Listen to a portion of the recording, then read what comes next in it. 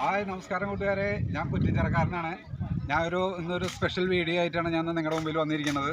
അപ്പോൾ നമ്മുടെ മറയൻകൊറിയത്തി പുണ്യവതിനെ കുറിച്ച് നിങ്ങളെല്ലാവരും കേട്ടിട്ടുണ്ടാവുമെന്ന് വിചാരിക്കുന്നു. ആ മറയൻകൊറിയത്തി പുണ്യവതിയുടെ താമസിച്ചിരുന്ന ഭവനം സന്ദർശിക്കാനും അവിടെ ഞങ്ങൾക്ക് ഈ നവംബർ മാസത്തിൽ ഒരു മരിച്ചവരുടെ കുർബാന മലയാളത്തിൽ കേൾക്കാൻ ഒരു അവസരം ഞങ്ങൾക്ക് കിട്ടി. ഞങ്ങൾ ഒരു 50ഓളം അടങ്ങുന്ന ഒരു മലയാളി ഫാമിലി തന്നെ നമ്മൾ ഈ ബസ്സിൽ വന്നിട്ടുണ്ട്. അപ്പോൾ അതിൻ്റെ ഒരു വിശേഷങ്ങളുമായിട്ടാണ് ഇന്ന് ഞാൻ വന്നിരിക്കുന്നത്. അപ്പോൾ നിങ്ങൾക്ക് ഈ മറയൻകൊറിയത്തിൽ വീടും താമസിച്ചിരുന്ന സ്ഥലവും അവിടുത്തെ ചരിത്രങ്ങളും ഒക്കെ നിങ്ങളോട് പങ്കുവയ്ക്കാം. അപ്പോൾ ഓക്കെ, എല്ലാവർക്കും ഓക്കെ ഗായ്സ്, നമുക്ക് വീഡിയോയിലേക്ക് പോകാം കേട്ടോ. കൂട്ടുകാരെ, മറയൻകൊറിയത്തി പുണ്യവതിയെക്കുറിച്ച് എനിക്കറിയാവുന്ന കുറച്ച് കാര്യങ്ങൾ നിങ്ങളുമായിട്ട് ഞാൻ പങ്കുവയ്ക്കാം. 1892 കൊറിനാൾഡോ എന്ന കൊച്ചു ഗ്രാമത്തിലാണ് മറിയ ജനിച്ചത്. സാമ്പത്തിക ബുദ്ധിമുട്ടുകൾ കൊണ്ട് മരിയയുടെ 9ാമത്തെ വയസ്സിൽ മരിയയും കുടുംബവും നെത്തൂണ എന്ന സ്ഥലത്തേക്ക് സ്ഥലം മാറി താമസിക്കുകയായിരുന്നു. നെത്തൂണയിലെത്തിയപ്പോൾ മരിയയ്ക്കും കുടുംബത്തിനും താമസിക്കാൻ സ്ഥലം കൊടുത്തത് അവിടുത്തെ ഒരു പ്രഭു കുടുംബമായിരുന്നു. നെത്തൂണയിലെത്തി 2 വർഷങ്ങൾക്ക് ശേഷം മരിയയുടെ അപ്പൻ മരണപ്പെടുകയും ചെയ്തു. അതിനുശേഷം മരിയയുടെ കുടുംബത്തിൻ്റെ എല്ലാ കാര്യങ്ങളും നോക്കിയിരുന്നത് മരിയയുടെ അമ്മയായിരുന്നു. അങ്ങനെ ഇരിക്കെ ഒരു ദിവസം മരിയയുടെ വീടിൻ്റെ ചവിട്ടുപടിയിലിരുന്ന് മരിയ പഴയ ഡ്രസ്സുകൾ തുന്നുകുന്ന സമയത്ത് തൊട്ടടുത്ത പ്രഭു കുടുംബത്തിലെ മകനായിരുന്ന അലക്സാൻഡ്രോ അതീവ സുന്ദരിയായ മരിയയുടെ അടുത്ത് വരികയും പീഡിപ്പിക്കാൻ ശ്രമിക്കുകയും ചെയ്തപ്പോൾ മരിയ അതിന് വഴങ്ങാതിരിക്കുകയും അലക്സാൻഡ്രോ കയ്യിലുണ്ടായിരുന്ന കത്തിയെടുത്ത് 14 പ്രാവശ്യം മരിയയുടെ നെഞ്ചത്ത് കുത്തിയിറക്കി എന്നാണ് പറയപ്പെടുന്നത്. അങ്ങനെ 1902 ജൂലൈ 6 മരിയ കർത്താവിൽ നിദ്ര പ്രാപിക്കുകയും ചെയ്തു.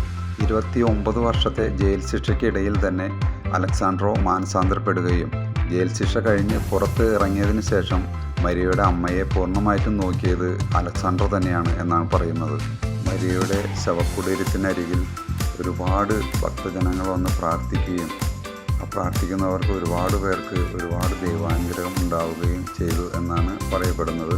അങ്ങനെ ഇത്രയും നേരം പറഞ്ഞ കഥയിലെ മരിയയുടെയും അലക്സാണ്ടറിൻ്റെയും വീടാണ് നമ്മൾ ഈ കാണുന്നത്. ഈ കാണുന്നതാണ് മരിയ താമസിച്ചിരുന്നത്. ഈ അപ്പുറത്ത് കാണുന്നതാണ് അലക്സാണ്ടർ താമസിച്ചിരുന്ന വീട്. നമ്മളങ്ങനെ മറിയ കുടുംബം താമസിച്ചാർന്ന വീടിൻ്റെ അകത്തേക്ക് നമ്മൾ കയറിപ്പോവുകയാണ്. ഇങ്ങനൊരു സ്റ്റെപ്പ് ഇതിപ്പോൾ പുതിയതായിട്ട് പണിതാണ് കേട്ടോ. അങ്ങനെ നമ്മൾ അകത്തേക്ക് കയറി ചെല്ലുമ്പോൾ തന്നെ ഒരു റൂമാണ്. ഈ റൂമിൻ്റെ ഇടത്തോട്ട് ഇങ്ങനെ തിരിയുമ്പോൾ ഇപ്പുറത്തൊരു റൂം, ഇതൊരു റൂമായിരുന്നു. ഇതിൻ്റെ തൊട്ടപ്പുറത്ത് റൂമായിരുന്നു. നേരെ കയറി ചെല്ലണത് ഹാളിലേക്കാണ്. ഇവിടെയാണ് മറയൻകൊറിയത്തിനെ കുത്തി വീഴ്ത്തിയ സ്ഥലമാണ് ആ കാണുന്നത്. അതിൻ്റെ ഓർമ്മയ്ക്കായിട്ട് കുത്തേറ്റ് വീണ് കിടക്കുന്ന ഒരു സ്റ്റാച്ചു അവിടെ പണിത് വെച്ചിരിക്കുകയാണ്. ഹാളിൽ നിന്ന് തൊട്ടപ്പുറത്തേക്ക് കിടക്കുമ്പോൾ അവിടെ 2 റൂമുകളാണുള്ളത്. ഇത് ഒരു റൂം, ഇതിൻ്റെ തൊട്ടപ്പുറത്ത് അടുത്ത റൂം. അപ്പോൾ ഈ റൂമിലിപ്പോൾ മറയൻകൊറിയത്തിലെ രൂപങ്ങൾ, മറയൻകൊറിയത്തിലെ കൊന്ത, അങ്ങനെയുള്ള എല്ലാ സാധനങ്ങളും വിൽക്കുന്ന സ്ഥലമായിട്ട് മാറിയേക്കാണ് ഇപ്പോൾ. പണ്ട് കാലങ്ങളിൽ നല്ല തണുപ്പുള്ള സമയത്ത് വിറകിട്ട് കത്തിച്ച് ചൂട് കൊണ്ടുകൊണ്ടിരുന്നത് ഇങ്ങനെയുള്ള അടുപ്പുകളിലായിരുന്നു. അപ്പോൾ ഇവരുടെ ഈ ഹാളിൽ തന്നെ ഇങ്ങനെ ഒരു അടുപ്പ് ഇപ്പോഴും നിലനിൽക്കുന്നത് അതാണ് കാണിച്ചത്. അതുപോലെ തന്നെ മേൽക്കൂര നമുക്ക് പറയാൻ പറ്റാത്ത രീതിയിലുള്ള അടിപൊളി മരങ്ങൾ കൊണ്ടാണ് നിർമ്മിച്ചിരിക്കുന്നത്. അത് കണ്ടപ്പോൾ ഞാനൊരു കൗതുകം തോന്നിയതെന്ന് എടുത്തതാണ്. അതുപോലെ തന്നെ നമുക്ക് അവിടെ ചെന്ന വശം തന്നെ നമുക്ക് എല്ലാവരും അവിടെ ഇരുത്തി നമുക്ക് ഈ മറയൻകൊറിയത്തിയുടെ ഫുള്ള് കാര്യങ്ങളും അവിടെ ഇറ്റാലിയൻ ഭാഷയിൽ നമുക്ക് വിശദീകരിച്ച് തരാനായിട്ടൊരു സിസ്റ്റർ ഉണ്ടായിരുന്നു. സിസ്റ്ററാണ് നല്ല അടിപൊളിയായിട്ട് എല്ലാ കാര്യങ്ങളും നമുക്ക് പറഞ്ഞു തന്നുകൊണ്ടിരിക്കുന്നത് കേട്ടോ. അങ്ങനെ 1950 ജൂൺ മാസം 24-ാം തീയതി പയസ് 12 മാർപ്പാപ്പ മറയൻകൊറിയത്തിയെ വിശുദ്ധയായി പ്രഖ്യാപിച്ചു. ആ വിശുദ്ധമായ പ്രഖ്യാപനത്തിൽ നമ്മുടെ വത്തിക്കാനിൽ മരിയയുടെ അമ്മയും അലക്സാണ്ട്രയും അതിൽ പങ്കെടുത്തു എന്നാണ് പറയുന്നത് കേട്ടോ. നമുക്കിന്ന് ഇവിടെ ബലിയർപ്പിക്കാൻ വന്നിരിക്കുന്നത് ബഹുമാനപ്പെട്ട ഫാദർ സെബാസ്റ്റ്യൻ അച്ഛനാണ്.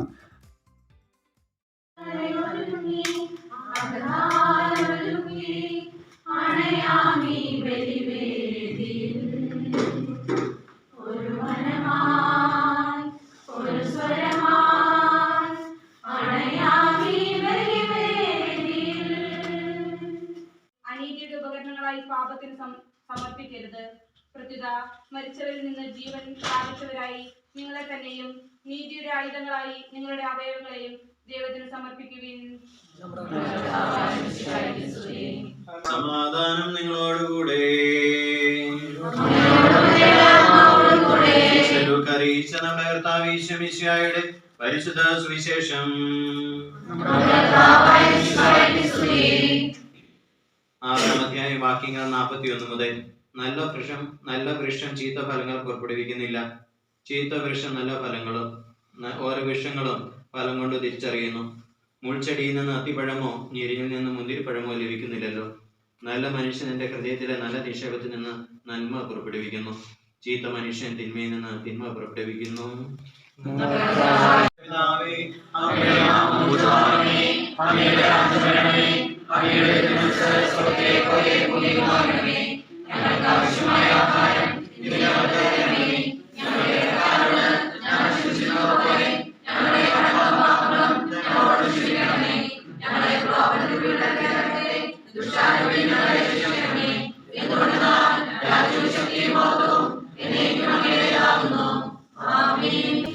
കുരിശടയാളം വഴിയായി നാം സംരക്ഷിതരായി തീരട്ടെ, മുദ്രിതരായി ഭവിക്കട്ടെ, ഇപ്പോഴും എപ്പോഴും എന്നേക്കും.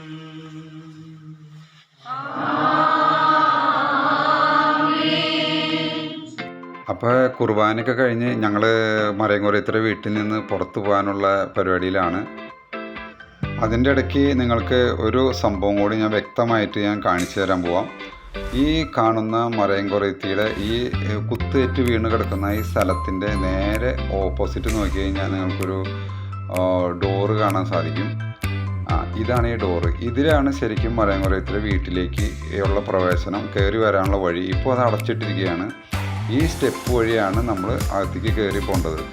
ഈ സ്റ്റെപ്പുമ്മ കുത്തിയിരുന്ന് പഴയ ഡ്രസ്സ് തുന്നിക്കൊണ്ടിരിക്കുന്ന സമയത്താണ് നമ്മുടെ അലക്സാൻഡ്രോ അപ്പുറത്തെ വീട്ടിൽ നിന്ന് നേരെ ഈ സൈഡിൽ കാണുന്ന വീടാണ് അലക്സാൻഡ്രോൻ്റെ വീട്ടിൽ നിന്ന് വന്നതും ഈ സ്റ്റെപ്പിൽ കയറി മറിയാനെ പീഡിപ്പിക്കാൻ ശ്രമിച്ചതും. അപ്പോൾ മറിയ ഓടി അകത്തേക്ക് ഈ സ്റ്റെപ്പ് വഴി കയറി ആ വീണ വശം തന്നെ 14 കുത്തി എന്ന് പറഞ്ഞിരുന്ന സ്ഥലം ഇത് തന്നെയാണ് കേട്ടോ. ഞങ്ങളപ്പോൾ അവസാനമായിട്ട് ഞങ്ങൾ ഒരു ലോങ് ഷോട്ടും കൂടി ചെയ്തതാണ്. അകലയിൽ നിന്ന് നോക്കുമ്പോൾ ഈ കാണുന്നതാണ് അലക്സാൻഡ്രോൻ്റെ വീട്, നേരെ കാണുന്നത്. അതിൻ്റെ തൊട്ടപ്പുറത്ത് തന്നെയാണ് മരിയ ഫാമിലി താമസിച്ചുകൊണ്ടിരുന്ന ഈ നീളത്തിലുള്ള വീട്. ഇവിടെയാണ്, ഇതിൻ്റെ ഉള്ളിലാണ് നമ്മൾ കയറി എല്ലാം കണ്ടതും കുർബാന കണ്ടതും എല്ലാ കാര്യങ്ങളും ഇതാണ്. അപ്പോൾ എല്ലാവരും ഇവിടേക്ക് ഒന്ന് വന്ന് കാണുന്നത് നന്നായിരിക്കും. സമയം ഇവിടെയുള്ള റോമിലുള്ള ആൾക്കാരും എല്ലാവരും മിക്കവാറും പള്ളി വരെ വന്ന് പോവുക പതിവ്. ഇത് വന്ന് കാണുന്നത് ഒരുപാട് നന്നായിരിക്കുമെന്ന് എനിക്ക് തോന്നുന്നു. അപ്പോൾ എല്ലാം കഴിഞ്ഞ് ഞങ്ങൾ പള്ളിയുടെ തൊട്ട് മുമ്പിലുള്ള പാർക്കിൽ തന്നെ നമ്മൾ ഉച്ചഭക്ഷണത്തിന് വന്നിരിക്കുകയാണ്. ഈ ഉച്ചഭക്ഷണം നല്ല അടിപൊളിയായിട്ട് ഇവിടെ നല്ല വിശാലമായിട്ട് കഴിക്കാനുള്ള എല്ലാ സൗകര്യങ്ങളും നമുക്ക് പള്ളിയിൽ നിന്ന് തന്നെ നമുക്ക് തന്നിട്ടുണ്ട്. ഇവിടെ ഇരുന്ന് കഴിക്കാനായിട്ടുള്ള അനുവാദം തന്നിട്ടുണ്ട്. ഇതൊക്കെ കഴിഞ്ഞ് കഴിഞ്ഞിട്ട് വേണം മറയൻകൊരയത്തിയുടെ ഭൗതിക ശരീരം അടക്കിയിരിക്കുന്ന പള്ളിയിലേക്ക് നമുക്ക് പോകാനായിട്ട്. അപ്പോൾ ഭക്ഷണം കഴിഞ്ഞാൽ ഉടനെ തന്നെ നമ്മൾ അവിടേക്ക് തിരിച്ചു കിട്ടാം. പിന്നെ നമ്മുടെ ഈ നെത്തോണ പള്ളിയിൽ, കടൽ തീരത്തുള്ള ഈ പള്ളിയിൽ 2 അത്ഭുതങ്ങളാണ് പറയാനുള്ളത്.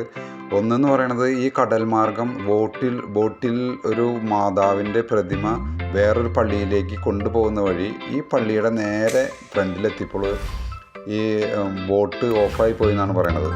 അപ്പോൾ പിന്നെ ഒരു ശകലം പോലും മുന്നോട്ടും നീങ്ങുന്നില്ല. അങ്ങനെ ആ പ്രതിമ ഈ പള്ളിയിൽ ഇറക്കി വെച്ചിട്ടുണ്ട്.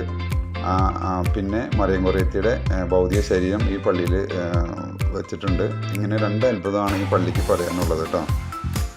അതിമനോഹരമായ ഈ യാത്ര നമുക്ക് ഒരുക്കി തന്ന വിനു റോക്കി, ജോജോ, വർക്കിച്ചേട്ടൻ, അതുപോലെ തന്നെ 2 ആന്റണി ചേട്ടന്മാർ, ഇവർ 5 പേരടങ്ങുന്ന ഒരു ഗ്രൂപ്പാണ് നമുക്ക് ഈ യാത്ര നമുക്ക് ഒരുക്കി തന്നത്.